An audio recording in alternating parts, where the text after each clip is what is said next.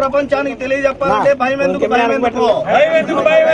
వాస్తవాలను ప్రపంచానికి తెలియజెప్పాలి. చంద్రబాబు అవినీతి, అసెంబ్లీ సాక్షిగా చంద్రబాబు అవినీతి, అసెంబ్లీ సాక్షిగా చంద్రబాబు అవినీతి.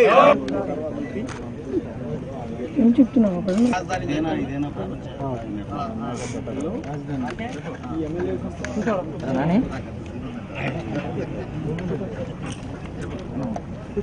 ఇదేనా ఇదేనా సిగ్గు సిగ్గు ఇదేనా పలికారు గొప్ప రాజకీయ సీనియర్ నాయకుడు. సిగ్గు సిగ్గు.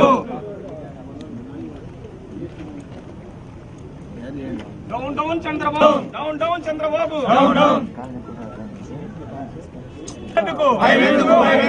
తప్పు చేయనప్పుడు భయం ఎందుకు? తప్పు చేయనప్పుడు భయం ఎందుకు? ఈ రాష్ట్రంలో ఏం జరుగుతుంది ప్రజలకు తెలియజెప్పాలి. ఈ అసెంబ్లీ సెక్రటరీ మీడియాని లోపలికి అనుమతించాలి. ప్రజలకు వాస్తవాలు బయట వైఎస్ఆర్ కాంగ్రెస్ పార్టీ శాసనసభ్యులంతా కూడా బయట ఇచ్చారు. ప్రధానంగా నిన్న చిన్నపాటి శాసనసభ వ్యవహారాల కార్యాలయం వైఎస్ఆర్ కాంగ్రెస్ పార్టీ అధినేత వైఎస్ జగన్మోహన్ రెడ్డి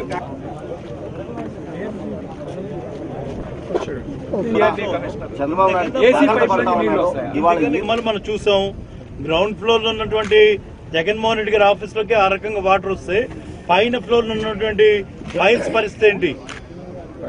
ఏ రకంగా మీకు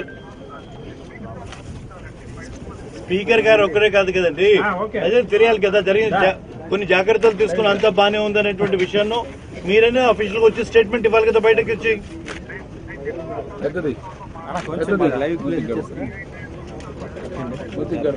డీహైడ్రేషన్ లో ఉన్నారు.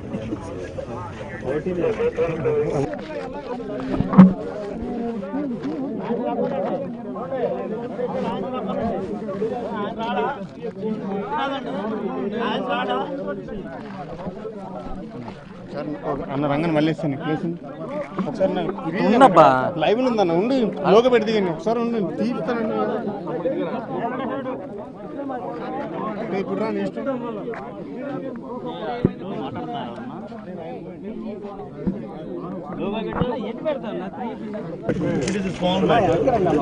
మీడియా ప్రజలు కూడా మెసేజ్ వెళ్ళనియండి. ఇవాళ మనం ఏం అసెంబ్లీ జరగట్లేదు, మన అసెంబ్లీ హాల్లోకి ఛాంబర్స్ వాళ్ళు పర్యవేక్షిస్తారు.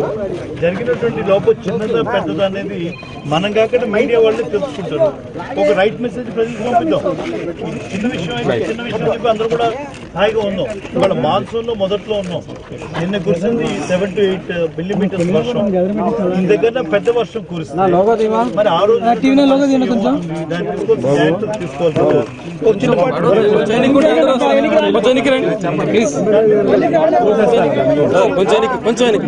తోసేస్తున్నారు నుంచి మేము వెనక ఓకే వెనక తోసేస్తున్నారు.